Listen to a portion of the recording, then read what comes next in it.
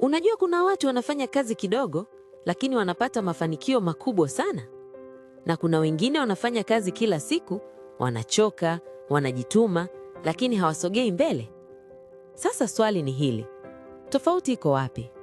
Na je, ushawahi kusikia wahenga wakisema anayekimbiza sungura wawili hukosa wote? Hii ndio ukweli ambao watu wengi hawataki kuusikia. Watu wengi leo wako busy sana. Wanafanya vitu vingi kwa wakati mmoja, wana mipango mingi, lakini hawana matokeo makubwa. Kwa nini? Kwa sababu wanavunja sheria moja muhimu sana ya mafanikio. Sheria ya 23. Kusanya nguvu zako. Concentrate your forces. Leo utaelewa kwa kina kwa nini kutawanya nguvu zako kuna kuua polepole, na kwa nini kukusanya nguvu zako kwenye kitu kimoja ndiyo siri ya nguvu, mamlaka na mafanikio makubwa. Kabla hatujaanza, bonyeza subscribe, like na share, kwa sababu maarifa haya yanaweza kubadilisha maisha yako kabisa. 1. Kutawanya nguvu ni kujidhoofisha mwenyewe. Watu wengi wanafanya kila kitu kidogo kidogo. Biashara ndogo hapa, project nyingine pale, skill nyingine hapa, lakini hakuna wanachokifanya kwa kina. Ukweli mchungu ni huu. Ukigawa nguvu zako, unapunguza impact yako. Ni kama taa ya tochi. Ukiisambaza, mwanga wake ni dhaifu, lakini ukiilenga sehemu moja, inakuwa kali sana. 2. Mafanikio makubwa yanahitaji focus moja kuu. Hakuna mtu aliyefanikiwa kwa kufanya kila kitu kwa wakati mmoja. Watu wanaofanikiwa wana kitu kimoja wanachokipa nguvu zao zote: muda wao, akili yao, nguvu zao. Na hapo ndipo wanapata matokeo makubwa. Mfano wa maisha. Mtu anayejifunza skill moja kwa miaka 2 kwa umakini anakuwa expert. Lakini anayejifunza vitu 10 kwa wakati mmoja anabaki average kwenye vyote. 3. Ubongo hauwezi kushinda vita nyingi kwa wakati mmoja. Kisaikolojia, ubongo wako una uwezo mdogo wa focus.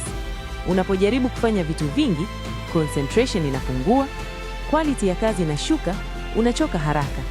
Hii inaitwa cognitive overload. Ukweli ni huu. Ubongo wako haujaundwa kushinda vita nyingi kwa wakati mmoja. Unahitaji vita moja kuu. 4. Nguvu inapatikana kwenye kurudia kitu kimoja mara nyingi. Mafanikio hayaji kwa kujaribu vitu vingi. Yanakuja kwa kurudia kitu kimoja mpaka uwe bora sana. Hii ndiyo inajenga ujuzi wa kina, confidence, mamlaka. Mfano, mtu anayefanya biashara moja kwa miaka mingi anajua kila kitu: wateja, soko, mbinu. Lakini anayebadilisha kila mwaka anabaki anaanza upya kila wakati. 5. Kukusanya nguvu zako kunakupa mamlaka na heshima.